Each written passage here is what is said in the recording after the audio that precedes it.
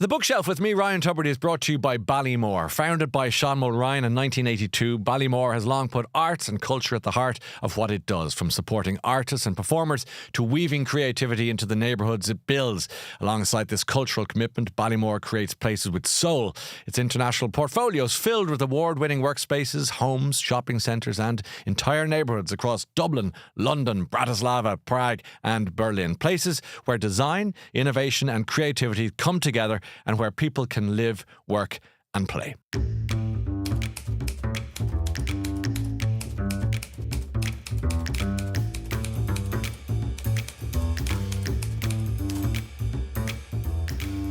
Today on The Bookshelf, we are joined by Anna Haugh. Love Anna. She's the Dublin chef who's become a leading voice in modern Irish cooking with a career that's taken her from Michelin-starred kitchens to primetime television. She's known for celebrating Irish food on a global stage. And today we're going to hear about the books that have shaped her life. You know the drill at this stage: book from childhood, book that changed her life, and the book that brought her joy. Anna, welcome. Nice to see you. Delighted to be here. Loving all good books, so...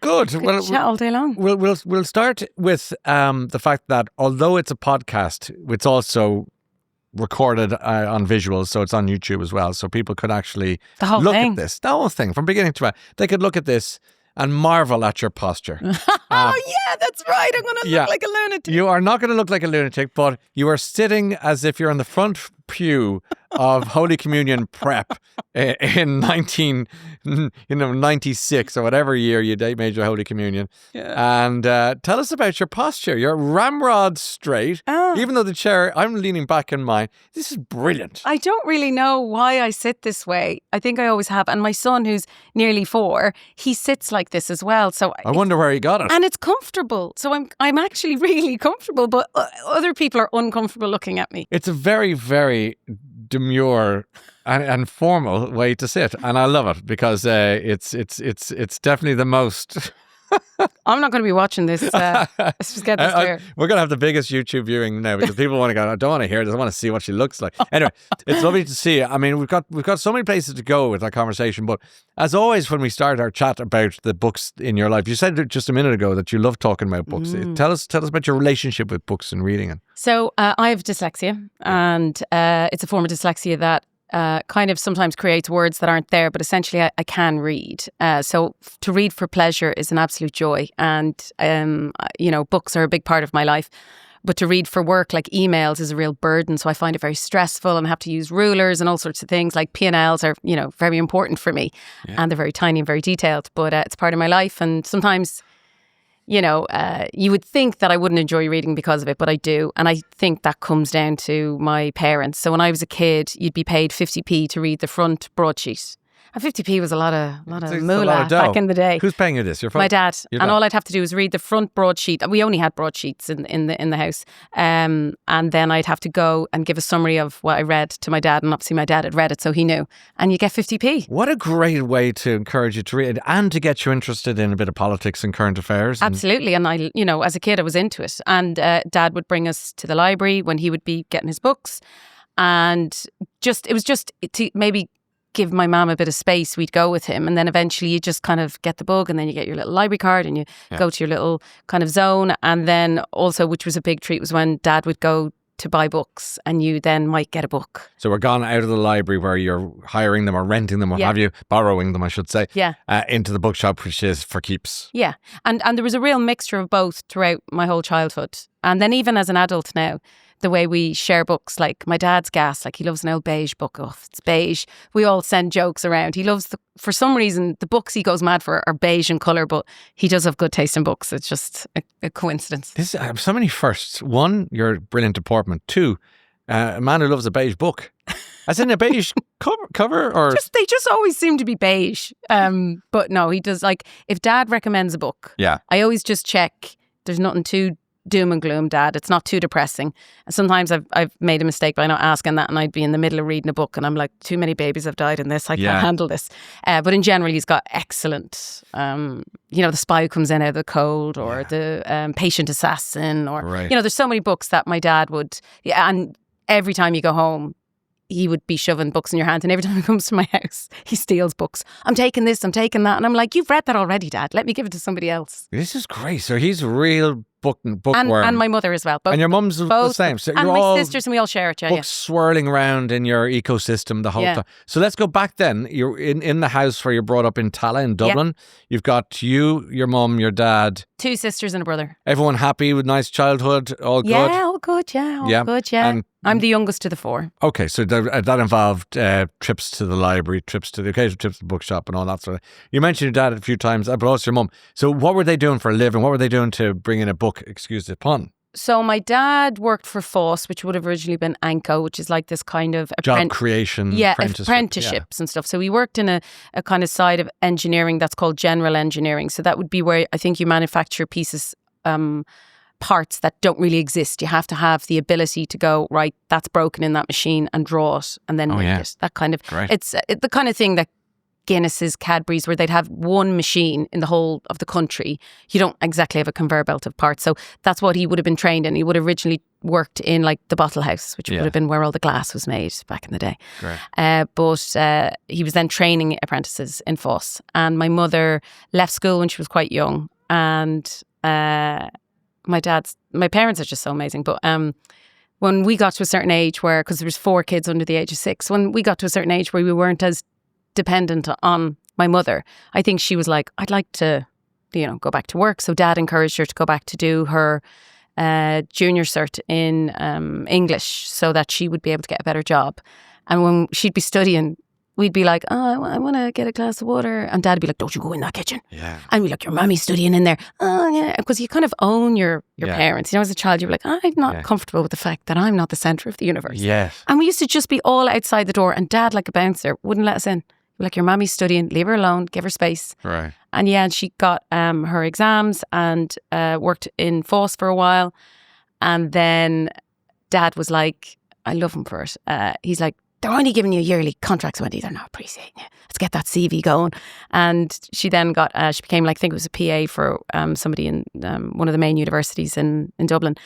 And so she would have been really big on traditional family values. So, obviously doing your homework was a big part of it. Reading was part of enjoyment, but we were taught to also, cook, clean, mend, fix things, cut things, grow things. She taught us all of that, and I'm eternally grateful for that. What great life skills to have. You sound like your life was a massive, beautiful home ec I know, but it's not true, because as a child you're like, what? Yeah, no, of course, at that point. And your hands would be bleeding sometimes, because you're picking the gooseberries and they're very thorny, you know what I mean? You're picking the blackcurrants, and then you got to top and tail them, and you're mad to get out to be playing with your friends, and then your friends would come in and help you do it. And my mother would be like, she was like my first head chef. This woman was pretty strict. So like, you look back on it now with rose-tinted glasses, but as a kid, if you're being raised right, you should kind of been fighting with them a little bit. You should be kind of disgruntled, because, I think that's kind of what life is about. Like, you'll find pain in the lowest form of happiness.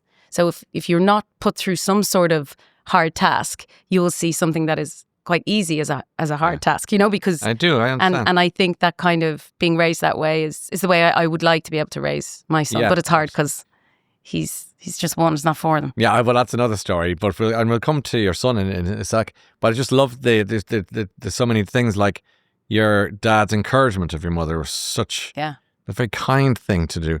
Secondly, your mum's, and it takes great courage, doesn't it, to go back to education at a certain age and say, right, well, I say that respectfully about your mum, but going back to study, crikey, like that. She'd be terrified. That took like, she was 13, 14 when she left school. Yeah. That would have been really hard for her to do. I would imagine. Yeah. But so all the more kudos to her for that. And it worked. Yeah. She obviously had the smarts. She just needed to be poked and prodded in the right way. Yeah. And not to be distracted by kids looking for a glass of water. Yeah. And you just need somebody in your court, don't you? You do, all the time. In life, you just need somebody who's like, I've got you, keep going. Because some days you're grand and you're running and you're like, I've got this. And then other days you're like, I can't do it. And that's when you need that person who, obviously, maybe she was struggling. That memory that I have could have been Mum going, I just can't study, I can't. And Dad was like, I'll take care of this, Wendy. Yeah, and then that was it. Lovely. That's your mum's name, Wendy? Yeah. It's a great name, isn't it? Yeah. Don't hear too many Wendys these days. No, she was from Barnacullia, so that'd be up by like the Blue Light. I don't know if you go, up there. And the local bishop or priest wouldn't christen any of the children. It had to be like a saint's name. So my granny kind of christened almost all her children a different name to what she raised them. So yeah, my mum was christened Elizabeth but raised Wendy. Okay. Yeah. That's quite contrary, but I like it. Well, I kind of like the idea that names matter. Names matter a lot and how you feel about your little baby when you look at them. And Wendy would have been quite a whimsical name, I think, back then. It would have been it was from Peter Pan. Of course. Was that where she got it from? I don't know where she got it. No, but that's your association. That's the only Wendy I know. Well, one of the big books of the year is called The Names, Florence Knapp, and it's all about, it's a cracking book which you should read, and and your dad will, I think your dad will like it actually, because there's enough misery in it. But it's also a terrific book. It's all about the power of the name you're given and what consequences that'll have. I won't get into it now, but that's your homework. I think you'll love it. I love that. The Names by Florence Knapp. Yeah. People often who have a surname called Cook end up being chefs, or that's right. There's a real crossover of what you're. If only Margaret Thatcher ended up on a roof. Sorry, that just came out. I don't know what I was thinking, but you're right. There was Seamus Coleman probably with a bag of fuel on his back. You wouldn't know. Very interesting. These are the things, though. But you're Anna Haugh, which is nothing to do with chefing. No. Let's go back to your first book from your childhood. I thought you were going to mention Haugh there. I was like, I'm leaving. Okay. Well, actually, that's the other thing. What broadsheet were you reading at home? That'll say a lot about you too. Gosh. It was the Times, the Indo, or the Press? It would have been the Indo. The Indo. Yeah. Okay. Yeah, it would have been the Independent. We'll let the listeners judge. In the meantime, you did you when you mentioned the libraries and that, did you have favourite authors as a kid? And I'm talking kind of under 10. Not really. So I would have had books that I loved, and I had comics that I loved, and all sorts of reading was encouraged. So we would always be given bits of the newspaper as well to read, and sometimes there'd be a really good story, particularly in the weekend newspapers, where we'd be encouraged to read something like that. And even now, like Mum and Dad keep all of those stuff. They post them over to me. They're mad. There's a story about a chef, just in case someone asks you, Anna. But I did like reading books that were my father's and my mother's books. So like The Pearl would have been one of the... So they would have been books when they're really well written by extraordinarily bright, talented people, where they can... And it's kind of connected, one of the books that I've chosen, but somebody can be a wordsmith with very regular words is something that is outstanding. And I think The Pearl is a reflection of that. Claire Keegan does that brilliantly. And The Alchemist was another one. So these would have been grown-up books that I was reading when I was younger, because the vocabulary was possible. And also with the type of brain that I have, I really enjoyed hidden meanings or poetry or understanding things like that. So that was definitely my cup of tea. So your childhood book of choice, you can pick one from your bookshelf? Probably The Alchemist, because that really, really blew my mind when I read it. I'd never have associated that with children or childhood, but you've described it. It's the language is simplistic, but the story is nothing of the sort. And that would have been plucked from your parents' bookshelf. Yeah. Is that what it was? Yeah. And what did that story do for you? And it was small. It kind of sowed a seed of something that I feel since then I've always been somehow trying to connect to or understand. And it is really kind of the meaning of life, the value of life, and what we see as a goal. Very often it is the journey to get to the goal is actually where the living is. So I think that as I get older, and it is, I guess,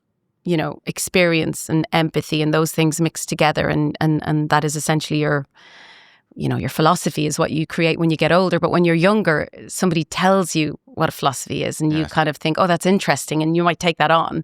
But it's years and years later how you knit it into the kind of fabric of your daily life is then it becomes your philosophy, I think. So you were taking give us the kind of the gist of The Alchemist for people who are Paulo Coelho. It was a huge success about 20 years ago, maybe. Everyone was buying it, or even just what you got from it would be fine. For me, it was the idea of an alchemist was somebody who would take a mineral and turn it into what was considered a very valuable mineral. Yeah. Out of kind of magic, but really what it was taking the character or the soul of the person and actually turning them into the best version of themselves.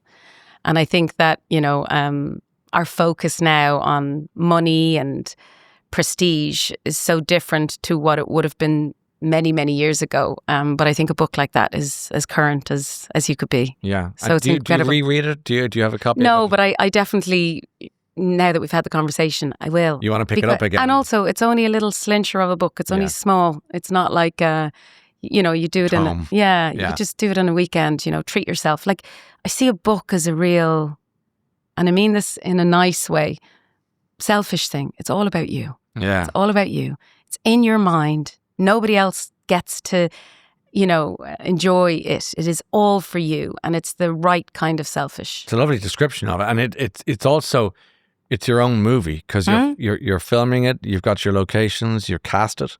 And no one else can go into that cinema because it's your own head. It's incredible. So yeah, you're right. It is a very personal thing, isn't it? But not all people can see pictures in their mind. No, I did not know that. Well, I can't see words and I can't see numbers. Tell me about your dyslexia. Was it because you've described saying a bit earlier on that you can read comfortably and happily a book that you're enjoying, but if it was an email, you've got rulers out and different things. I don't understand that. So basically, my two eyes don't seem to communicate properly to each other. Okay. And one reads slightly lower than the other one. So the smaller the writing, the more issues that I would have. Mm-hmm. And one is the little cheeky one is the right one. So as I read, the right one doesn't want to go all the way to the end of the line. You have a stubborn eye. So sometimes it goes here, but I don't know what my eyes look like. But when I was diagnosed, they could see I overread to overcompensate it, so that if I'm not reading for pleasure, so if I read an auto cue now, I would really struggle. But when I'm reading a book, if I make a mistake, it's like you said, it's my movie, so it's you're my relaxed. Story. I'm relaxed, and even if I get it wrong, it's like I'm getting an enjoyable experience from it. So I'm not looking for it to be perfect. How old were you when you were diagnosed? I would have been around 11, but it was probably something that was not really well known. So if it runs in your family. So I was trying to convince my niece to see if she could have a look at it, because I know she has dyslexia, but I don't know if it's the same. Okay. But you can actually train it when you've got very young eyes. So we've considered me maybe doing some sort of exercises. I just haven't gotten around to it. Yeah. But I'd be really keen to do it because the mistakes I make are gas. In terms of your entire reading? Career, and like the call and check, sometimes my eye will just go to the date. So if it was the 16th of whatever month, I could just be going table 16. There'd be a lot of table 16s. And what's hilarious is that nobody ever really kind of picked up on it. And then once I kind of started to realise that I was making these issues regularly, and it could also be to do with the type of checks, I then would use a big black marker and I would write because once it's big, I can't make the mistake. Yeah. It's just the smaller the text. Smaller. So now you've a method and a process to conquer that. Which still doesn't mean I don't make mistakes. And I think it's a wonderful burden to have, because for me, life is all about mistakes and being curious and questioning yourself and not being so cocky, oh, I've got this. So yeah, I don't see it as the worst thing in the world to have. Okay, and you march on into your teenage years and your school's going fine. I take it, I get the sense that you didn't have much. Were you shy or were you? No, very, very much similar to the way I am now. Okay, sitting ramrod straight. Yes. Answering all the questions appropriately. Little bit giddy, a little bit mischievous, but also a good girl who wants to follow the rules.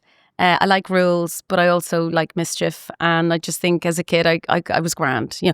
Primary school was very hard. Because the nuns were quite strict, and I did have dyslexia. So sometimes when you're not doing something correctly, it's seen as you're not trying hard enough, or you know what I mean. And dyslexia used to mean stupid. Yeah, and still people would see it as really? as a thing. But I obviously, I mean, I don't mind. I said, I'm quite proud of who I am, the good, the bad, and the ugly. You know what I mean? Yeah.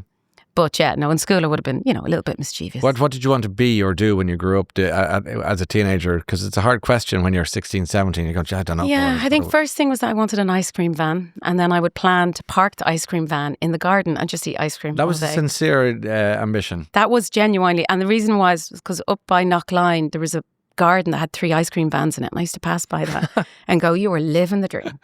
But no, I think a teacher, when I was very young, around the age of 12, I had this dream of having a juice bar. So it would have been when smoothies and stuff like that were first heard of, I think. Yeah. But I don't really know where I had the daydream from. And then when I was in school, I went to my friend's mother had said to me, Anna, have you ever considered being a chef? Ryan, I feel like I know you. I'm like, have I not told you the story already, Ryan? So I was in the kitchen, and I always loved cooking because, I did. And I remember when she said it to me, Gordon Ramsay wasn't on the television at this stage. Yeah. Celebrity chefs didn't exist. It was just Dorina Allen, Myrtle Allen, Delia Smith. I was trying to think That's of even the I English remember lady. that. Yes. And apart from that, so it wasn't really seen as a career. And I went into the career guidance teacher and I said it to her, and she laughed and laughed, and tears came out of her eyes.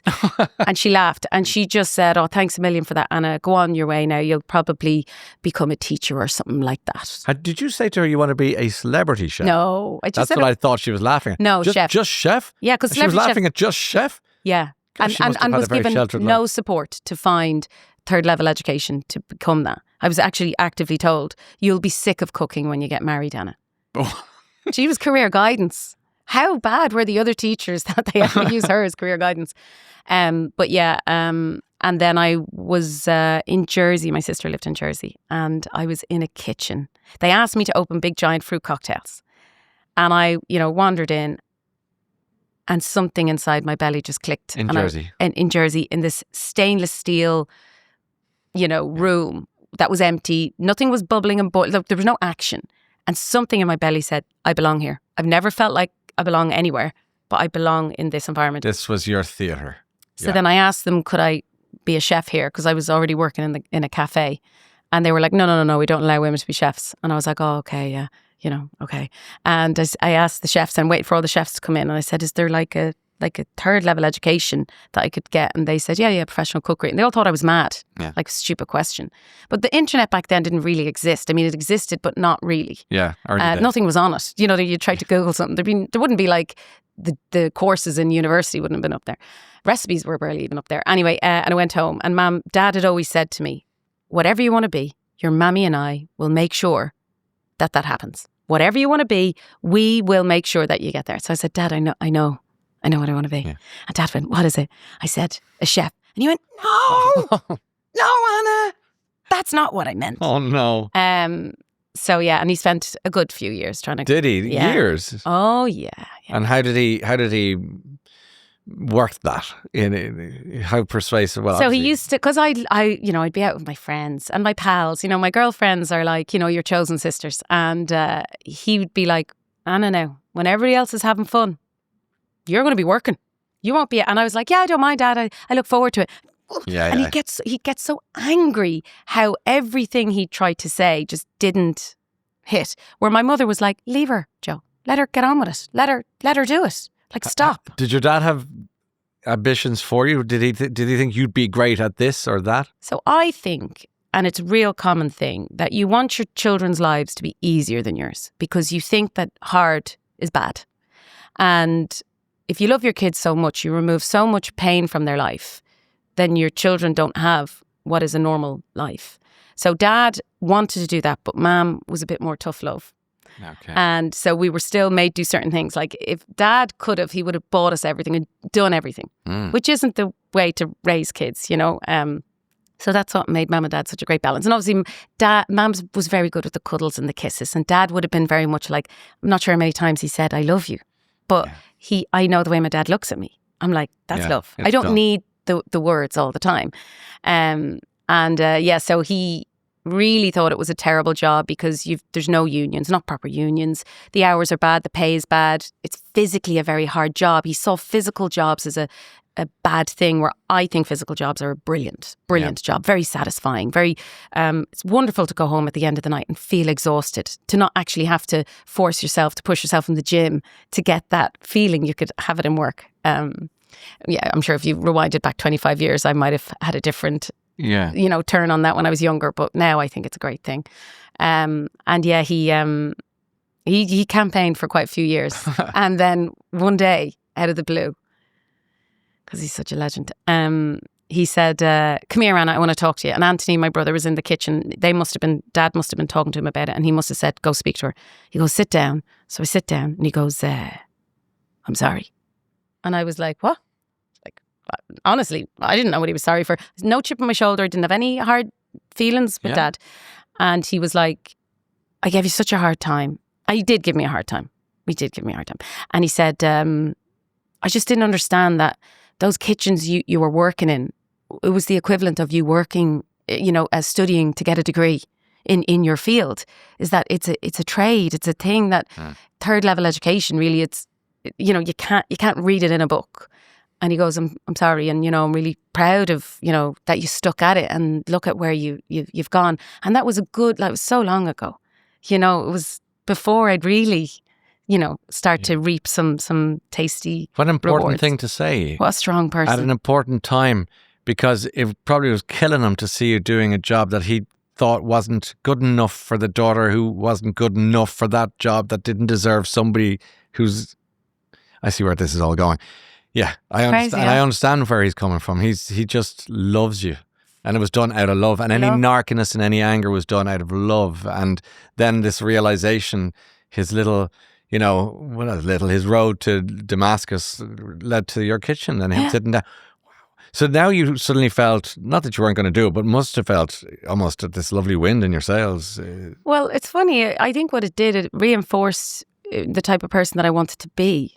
So I actually felt it was a lot less to do with my job and more to do with character and integrity. And, I didn't ask for that apology. He didn't need to apologize. Yeah. And I think saying sorry is such a profound, powerful thing that you have the complete control over to do. So if somebody wants an apology, you get to analyse, do they deserve that apology? And then how you deliver it. So I wasn't asking for it.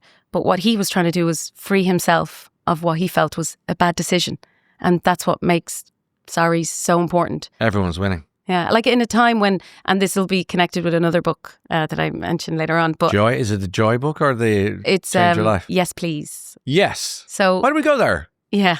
What book made you laugh? What was the book Yes, that brought you Please joy? by Amy Poehler. Oh yeah, okay. So comedian, Saturday Night Live, very funny woman. Just take us through the reasons. It's just a wonderful book that really questions how you should or shouldn't feel in a moment, and about judgments and about just funny scenarios that you're in when you're younger. And, I related to so much of her life that even though she was American and grew up in a completely different world than mine, she went through like her teenage years similar to me. And she obviously is in comedy and I'm a chef. Like they're not similar, but they're grafting jobs. And you're on.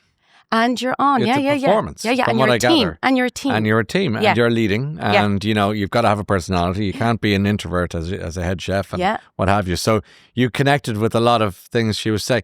Did gender matter, that it was Amy Poehler, or could it have been Chevy Chase? Or Oh yeah, gender doesn't matter to me. No. As in, sorry, sometimes it matters because it needs to. But in general, when it comes to people I've worked for, people I hire, people I find inspiring, you don't care. It doesn't. It doesn't. But you described trying to find. Somebody said to you, "No, we don't employ women chefs and all that sort of thing." And now you're in this world. Was it very much a man's world when you started? And has that changed? So I'll give you another little story. So when I was in college, I was in Colborough Street. I was studying professional cookery, and all I really ever wanted was to understand cooking. That's what I wanted. I still am like that. I love sometimes when something goes wrong because I'm like, I understand that a little bit more. Never imagined being a head chef. Didn't have anything like big glorious ambitions. I just really wanted to understand food and flavour and combinations. And in college, my nickname by my tutor was the air hostess. And that was because I was the one who would run and make the tea. I'm a giver, I'm a doer. And often to some people that's seen as weak or, not suitable chef-wise. I disagree. I think the person making your food, you want them to be kind and giving because they will give that to the food. And it feels lovely to take care of people. And I see it as a strength, not as a weakness. Anyway, that was my nickname. And I didn't care. Like so many things, I don't understand how I didn't care because I was a typical teenager and vulnerable and needy and insecure. But there's so many times where I should have been upset about stuff and it just seemed to wash over me. Great. And he came to see me when I was working in Le Carvan. So this was my second year apprenticeship. I asked him, where can I go where everything's like homemade? I want to make everything homemade. And then it was quite late in the year and he was like, for God's sake, Anna, would you not come to me earlier? And I was like, I'm sorry, Jimmy. And he was a legend, like he's a really, really good guy. And he got me into Le Carvan. So I was in Le Carvan. Le Carvan, Michelin starred restaurant, Derry Clark and Sally Ann. Yeah. Very famous. Incredible people. And highly respected place, just for people to... Just totally shaped me as a chef and also as a restaurateur. Little would I know, I now delve back into those archives of my mind and how they behaved as restaurateurs as well as the food and stuff I learned. It's incredible what I saw So there. you learned about the whole experience, the kitchen, the floor, the dining room, guests, the food. It sounds very much rooted in respect the food, respect the client, respect the colleague. It seems to be a bit of all of that, because it's sorry for cutting across, but it's at odds with the popular so-called image of the shouting chef and the kind of, play it up, roaring at the sweating sous chef or the fretting waiter. Derry did love an owl. He was warm and kind and thoughtful, and there was so much between him and Sally Ann to do with the guests. Then when they would talk about the guests and the guests had come to the past, but Derry was under immense pressure, and I was there when we won a Michelin star, and it was an incredible, amazing time to be in that restaurant. But of course, Derry's a big man. He's got a loud voice, but he was a kind man. Yeah, I know. Somebody shouting isn't always a bad thing. Like, I shout. Do you know what I mean? But it doesn't mean that I'm scary. It's just that you raise your voice to create momentum. It's not always to create fear. But yeah, and people take a note going, I'm not shouting, I'm just creating momentum. Yeah, so, that's it. Yeah. We rouse around dinner tables around the country, yeah. But it's interesting how quickly you'd be able to learn the difference if you walked into a room and saw somebody repeatedly shouting in a way that is negative and repeatedly shouting in a way that's actually quite useful. So there's a kind shouting and aggressive shouting. Yeah. And the aggressive. And it's all about the intention. Yeah. The intention behind the shout. Do it. Let me ask you about... I haven't finished the story. Oh, sorry. excuse me. You can finish it. I'm so sorry. I'll get my seat. Because I just slagged off Jimmy Rock, legend Jimmy Rock. So Jimmy came in to the Le Crevin. Yes. My story is too long and rambling, and I've gone off too many side bits. So Jimmy Rock came in for lunch. From Colborough Street. And he asked me to sit down with him, and covered from head to toe. Like, absolutely. I'd not learned how to not have everything I've prepared all over me. And I sit down, and he's like... I just want to tell you that I'm sorry too. Here we go. He said I should never have called you the air hostess. He goes, you are by far the most successful student of that year. I am so proud of you. And he has followed my career. Every so often, I'll meet somebody and go, if Jimmy Rock talks about you anymore, I'm sick of it, Anna. Like, he's followed so many things. And in the background, you have these people who have your back. And it's the well-wishers. It's the people that don't even have to be beside you, is what I think makes a difference in your life, because, so much is to do with energy. It's not always to do with something that's like in front of you. And so... you've benefited from a lot of you've earned it, but I just like that you've got really important people, as they say, putting wind in the sails. And this is the theme of our conversation. You go on then you travel then to I think you've got Paris, London. You're now based in London. Yeah. For how many years are you here? It's about 20, maybe more, yeah. And how have you enjoyed that rise? It's not meteoric, because that's, it's in terms of the public eye. You've got a TV show on BBC, if you don't mind. I mean, we've come a long way from the Irish Independent in the front room with dyslexia. Like, it's just amazing. You own two, do you say two restaurants? A restaurant and a wine bar. And a wine bar. That's Myrtle Restaurant and... The Wee Sister. The Wee Sister, named after... I'm the little sister, and there's a bit of a story behind that for another time. But it was a different name that somebody tried to tell me I wasn't allowed to use. And gotcha. We leave that to the lawyers. And this huge success in the UK. Congratulations is what I'll begin by saying. But in the middle of all this, I want to know, what were you reading? I'm sorry to take you away from your success. My goodness. Did you persist in picking up books, and was your dad and your mum still saying, well, there's a great one here? What were they recommending? So many books. So not when I first came over, but around the early years when I came over, I started to read Harry Potter. Oh, great. And oh my goodness, like, just fell in love with that book. Yeah. I love all sorts of books. What age were you when you started reading Harry Potter? In my 20s. Oh, great, even better. Yeah. And this was in London? In London. Because it's Harry Potter country here, so it's kind of exciting. But when I first was reading it, it was still a kid's book that everybody just kept talking about it, and it was such a small book. I was like, I'll just read this book because everybody's talking about it, and I'll just give it a go.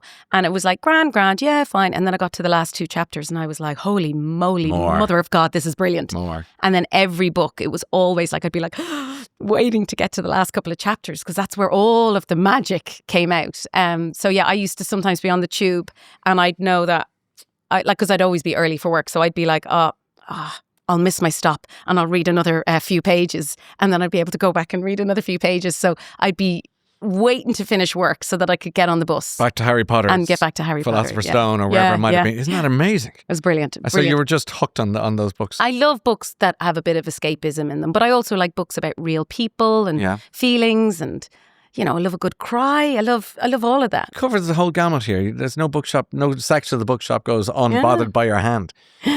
Sounds strange to put it that way, but you know what I mean. Tell me about the book that changed your life then. Where are we going for that? Setting the Table, Danny Meyer. Oh, talk to me about that. So again, I think there's a lot of philosophy inside the book. I think it's about why you do things. So a big thing when I was opening up Myrtle was that I wanted to do modern, Irish food in as fine a way as I could in the beginning, because it was my money. I wasn't using an investor. And when I read the book, now I read the book before I'd opened up Myrtle. I've bought that book for so many people since. You have to approach business in a way that you're doing what you believe is right. And the customer may or may not like that. You hope that they will. I'm very lucky that the customers do want that. But sometimes if something does go wrong, what you have to do is stick to what your kind of moral code is. So if somebody lets you down, if somebody does something wrong to you, you don't all of a sudden start going, oh, well, because somebody tried to, steal this or sue me because of that, I must change how I behave, because then you are lowering who you are to a person that isn't a benchmark for you. This is giving the Michelle Obama, they go low, we go high. Or you're saying just be who you've always been, because it's got you this far anyway. Yeah. So there's loads of times I would have... So before I even jump ahead. So as I was reading the book, it was reinforcing theories that I had in my mind to do with hospitality, that it really is about being kind, giving them everything you've got because you want to entertain them. You want to make them feel amazing. You want to make money. Of course, it's a business. But the truth is, it's your life. You're living in this day. And if you're not proud of what you're doing, well then, what's the point? It doesn't matter how much money you make. If you're not proud of what you're doing, you're not living your life. So when times are hard and you're not busy enough, or you're short-staffed, or you're overworked, if you feel that you're proud of what you're doing, it can still be enjoyable, even though the odds are stacked against you. And the book just talked about just human kindness and professionalism and organization and research, and delving into the delights and the passion of it. But that really, when it comes down to it, that you, when Danny decided to take this career shift, his family weren't in restaurants. It's not a predictable industry to be in unless you want to have a very over-manicured, sterile business approach. And then, you can open up a chain that, has doesn't care about ingredients and will use ultra processed things. You can create. That sounds like you're describing your idea of hell. Yes, it is my idea of hell. I like the idea that sometimes I will order in, a vegetable that's in season, and then it comes in and it's different. And I have to use my skills to get the best out of that. You love a challenge, don't you? I mean, I like a challenge that's in my that you can manage. Yes, in my skill set. Yeah. I do not like when something goes wrong with the payroll and I'm like, oh man. Okay. Hate all of that. Yeah. No, but when it's in my skill set, which is people and food, then I'm happy. You became a mum how many years ago? 3.5 years ago. Congratulations. Thank you. And that's Oisín, is that right? Oisín. And I'm a stepmother as well to Henry, who's in his 20s. And Henry's in his 20s. So Henry came along to the table to join you and Oisín, or Oisín joined you and Henry, and Henry's dad, obviously. Yeah. And how are you enjoying that element of family life? Now that you've described so beautifully your own, now you're in that seat. Tell me about that. I now know why, the look on my parents' face, I now know how it feels. So I'm not joking. I think sometimes when I stay over at Mum and Dad's house, I'm pretty sure they sneak in and watch me sleep. Do you know what I mean? And still, I would not. It's a joke. It's like they love us so much. They want to be sitting on our shoulders. No, I know. But I feel like that about Oisín. Yeah. I absolutely adore being a mother. I really I don't have any negative at all. And I love being stepmother to Henry. I would love to see him as much, more than I ever do. Yeah. I'm just so proud to have both of them in my life. Which is harder, being a parent or a head chef? Head chef. Yeah, it's got to be. Head chef. Both Adults are way. You can still say no to kids and, trick them and stuff. You can't really do that to adults. Shiny trinkets over here. Yeah, chocolate. Yeah, oh my God. Yeah. The amount of difficult situations I've had where I've been like, I'm going to give you some chocolate, will you move? And because I don't use it that much. Yeah. It always moves them. And chefs are really difficult. If I offered them chocolate, I think they'd be a bit like, what? No, I love being a parent. I think everything I'm doing is training to have skills so that I'm a good mother. You're 20 years in London and you sound like you haven't left Ireland, which is great because I've met people who've left Ireland and you're right, lovely. You go, where are you from? Delivery, mate. Sorry, I went Australian, but you get the point. So is Ireland strikes me as being really important to you? I mean, your Irish cuisine, Irish product is important to you. Is that right, or are you? Of course. Yeah. I mean, I'd be some fool to be in this game if I wasn't into it. But it's a bit ironic that my dad was very, very anti-nationalism in particular, right? So when you'd come home from school banging your chest about history lessons, Dad used to sit me down and used to, throw a few curveballs at me to go, are you sure you should be talking like that, Anna? And so he was a bit like, hard on Ireland, I feel. And then what does your kid do? Well, grow up and adore Ireland. Do you know what I mean? Yeah. Off in the way. Yeah. Off in the way. Yeah. So you're a proud Irish woman, yes, essentially. very proud. You're happy to fly the flag in London at the heart of it all. Yeah, like I feel I'm trying to introduce people to stories and parts of Ireland and produce of Ireland that is really special. That it's not just Irish for Irish sake. It's about things that are delightful. Recipes that shouldn't be lost, produce that should be discovered that is there. And it's for Irish people and English people. Of course, you spread the word. Yeah. I find myself not so much, I'm always proud of Ireland, but protective of Ireland. It's not a strange thing to say, but if anyone says a bad word, I say, wait a minute, I'm happy to call them out because maybe that's pride. It's pride as well. Anyway, that's by the by. It's so interesting, different people's experiences. So, when you talk about people who lose their accent, you'll probably find that there's, I think, one of two reasons for that. Either they've got a good ear, so they've good singing voices. They tend to absorb accents very easy. Or else they came at a time where there was a negative stereotype. Different time. And it was really hard. Some people went through, and I think that I am benefiting from the hard time that other people had because they created the road for me to walk on. So I'm allowed to keep my accent, but they weren't always allowed because you wouldn't get a flat, you wouldn't get a job, you wouldn't be served in a shop. So you had to get rid of it sometimes. Lovely observation. I think you're dead right.